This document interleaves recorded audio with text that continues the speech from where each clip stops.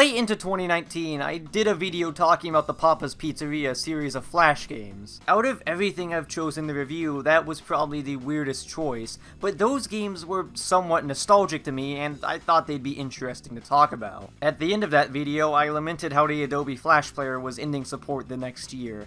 And now, we're pretty close to that deadline. This is pretty upsetting considering that Flash games mean a lot to people who grew up in the mid-2000s, including myself. So I want to give another memorable Flash game some time to shine. Now, there are plenty of Flash games I could talk about, but I actually remember one that has enough depth to be given its own video. A little game called Stick RPG.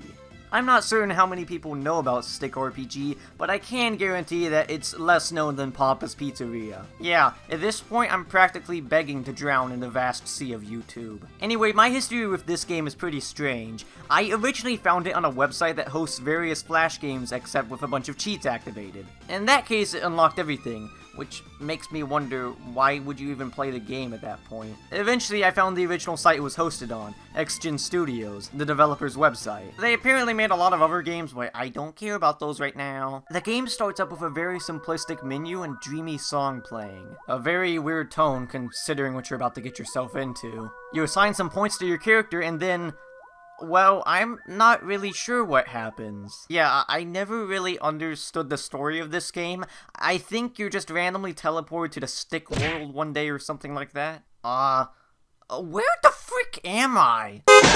Alright, let me go ahead and clear something up. Stick RPG should just go by the name of Stick, because this game has barely anything in it resembling an RPG. I mean, to be fair, if it wasn't for these two key words, then I probably wouldn't have found the game in the first place. Anyway, you walk around in this small city and just do stuff. I mean, you can kinda just do whatever you want. There are plenty of facilities to go to and a couple things to do. Probably the most important thing for you to do is go to the office and apply for a job. This is where you'll spend most of your free time assigned to you each day. You get money that can be used on healing items, methods of increasing your stats, or gambling. Oh, and speaking of increasing your stats, you go to the university for that. You take classes to increase your strength and intelligence, pretty self-explanatory. And the last major area is the bar, where you can have a drink to increase your charm.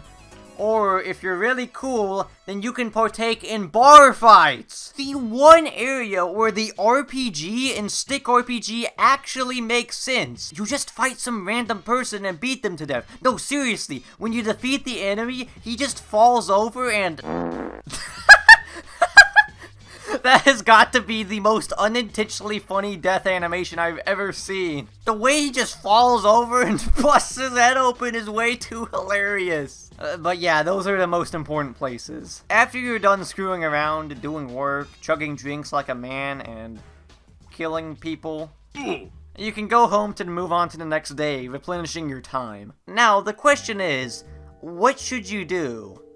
Well, that's hard to answer. Like I said, you can kind of form your own goals. I usually like to get the top position of the office so I can get a ton of money. With that, you can do other stuff like upgrading your apartment and buying furniture for it. And that opens up a couple of more things for you to do. The issue is that getting a high position at the office requires intelligence. And because of that, there are entire days where I just spend my whole time at the university increasing my intelligence. Wow, bro, it's almost like college in real life, except you actually get smarter. So I boiled the game down to walking between two places and mashing through menus. Because of that, I highly recommend you get the skateboard first. Go to the convenience store, buy some cigarettes, and then give them to this kid in exchange for the skateboard. And yeah, I know what you're going to say. You should not give cigarettes to children! But can you honestly look at these people and tell me they have lungs? Anyway, if you don't want to do that, then you could try to beat everyone up at the bar. Your strength will increase with every opponent you beat, and you steal their wallet when they die. The more strength you have, the more points you have in a turn. Each move costs a certain amount of points, and when you run out of them, then the enemy's turn starts. Now, you don't really need to do bar fights unless if you want to. You don't get a whole lot of money from them, and the only point in getting more strength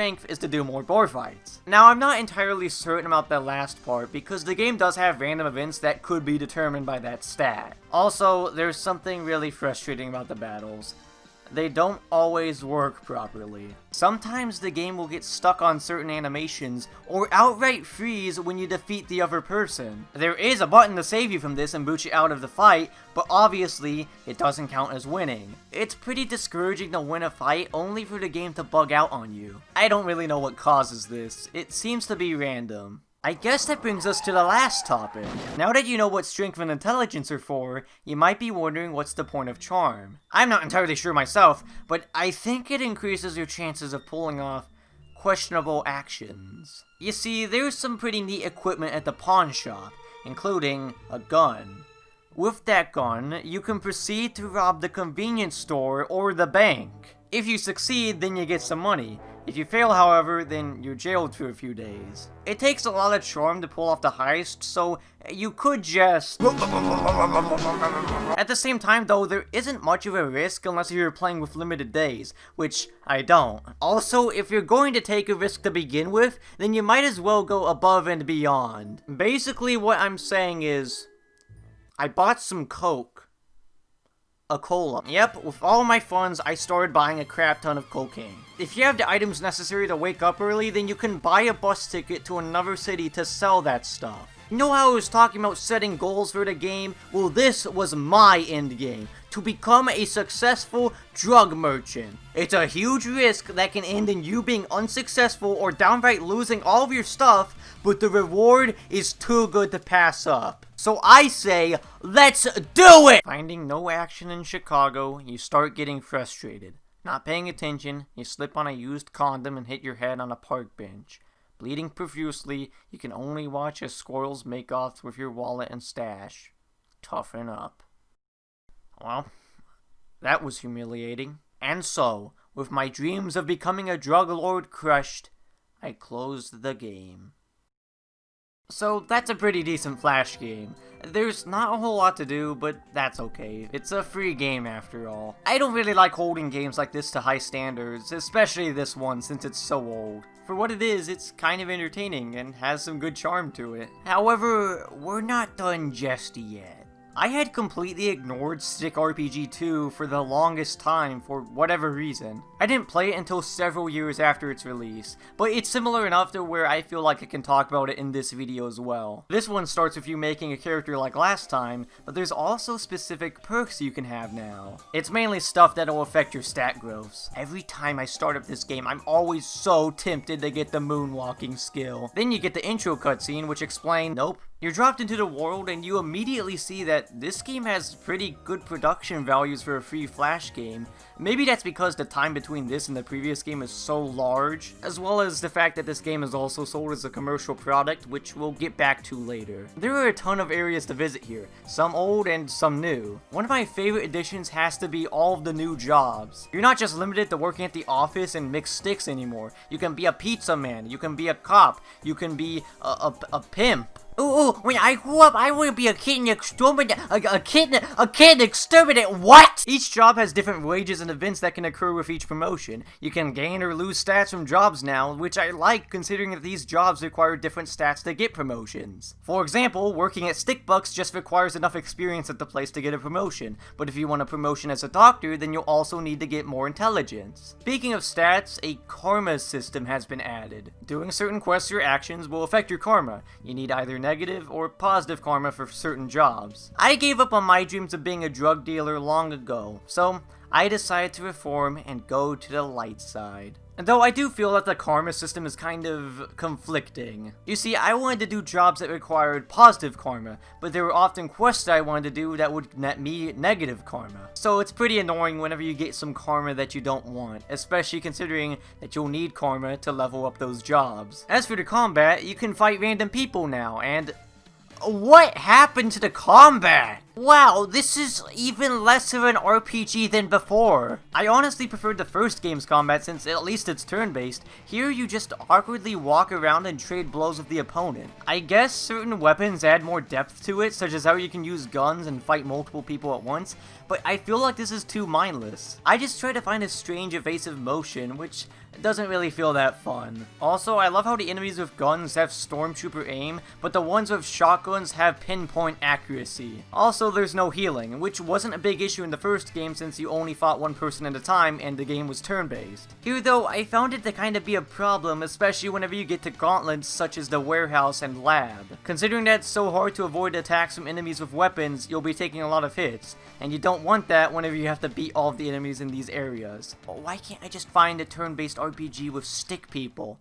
With all of these places to explore and items to buy and find, the game has a lot more quests. These will reward you in karma, items, and various other things. Even certain enemies will drop items for quests, such as the time I trained to beat this mob boss and his goons and I got a screwdriver that I needed to give to someone.